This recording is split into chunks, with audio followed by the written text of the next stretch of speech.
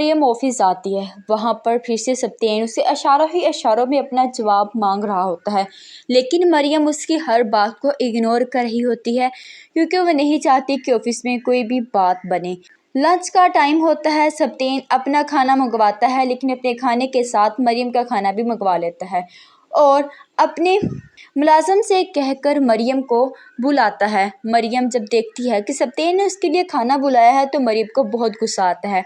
उसे उसकी ये बात अच्छी नहीं लगती। वो कहती है कि सब्तैन सर, ये बिल्कुल भी अच्छी बात नहीं है। ऐसे सब लोग मेरे बारे में क्या सोचेंगे? आपने किसी और वर्कर के लिए तो खाना नहीं मंगवाया। तो सब्तैन कहता है कि लंच का टाइम है, मैंने अपने लिए मंगवाया तो सोचा तुम्हारे लिए भी मंगवा लेता हूँ। तो तब मरियम कहती है, मुझे ये बात बिल्कुल भी अच्छी नहीं लगी।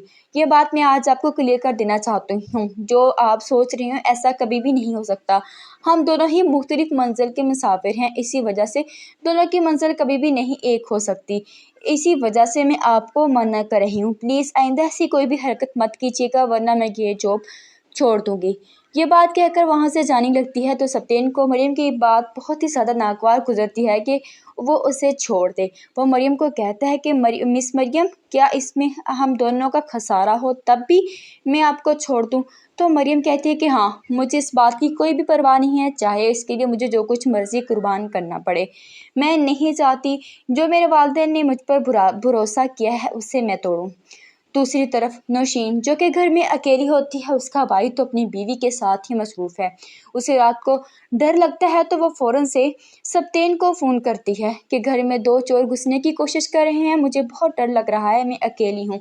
आप जानते हैं किसी भी अकेली लड़की का अकेले घर में रहना सेफ़ नहीं होता। तो सब्तैन इंसानियत के नाते नौशीन के घर जाता है और चुपके से जाके उसके घर का दरवाज़ा खोलता है। नौशीन, जो कि सब्तैन की ही मुंतज़िर होती है और सब्तैन के आते ही रोना शुरू हो जाती है कि मेरा इस दुनिया में कोई भी नहीं है, मैं अकेली रह चुकी हूँ, मैं कैसे सारी ज़िंदगी गुजारूंगी इस अकेले घर में। भाई को तो कुछ होश ही नहीं है कि वो अपनी बहन को साथ ले जाए। तब सब्तैन इंसानी के नाते एक वक्त में ही फैसला कर लेता है कि नौशीन को वो अपने साथ ले जाएगा। वो नौशीन को कहता है कि अपना जो कुछ ज़रूरत का सामान है वो पैक कर लो, तुम मेरे साथ जा रही हो। नौशीन तो सब्तैन की ये बात सुनकर बहुत एक्साइटेड होती है, क्योंकि वो तो चाह ही रही है, यही रही होती है कि वो किसी न किसी बहाने सब्तैन के साथ सब्तैन के घर पहुंच जाए।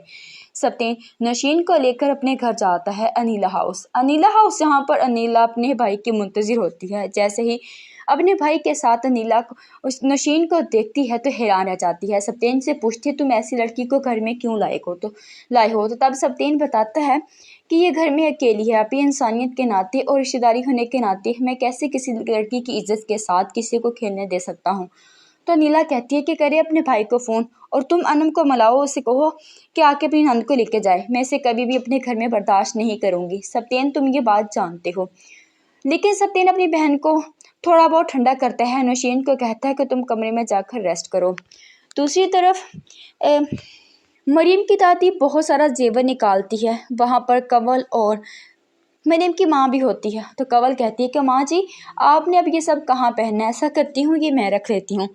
तो मरियम की दादी फ़ौरन से अपनी बेटी के हाथ से वो सेट छीन लेती है और कहती है कि नहीं, ये तो मैंने मरियम की शादी के लिए रखा है, ये मैं उसे ही गिफ्ट करूँगी।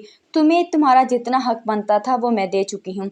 और सारा जेवर उठाकर अपनी बहू को देती है और कहती कि सब कुछ संभाल कर रखो, मरियम की शादी के लिए काम आएगा। तो मरियम की माँ उस सब लेते हुए घबराती है कि कमल इस बात का गुस्सा कर गई है, वो इस सब बातों का मरियम पर गुस्सा निकालेगी। तो उसकी सास समझाती है कि हम सब कंवल की आदत को जानते हैं, तुम बस खामोशी से ये सब ले जाओ। मज़ीद ड्रामा सर्विस के लिए चैनल को सब्सक्राइब कर लें।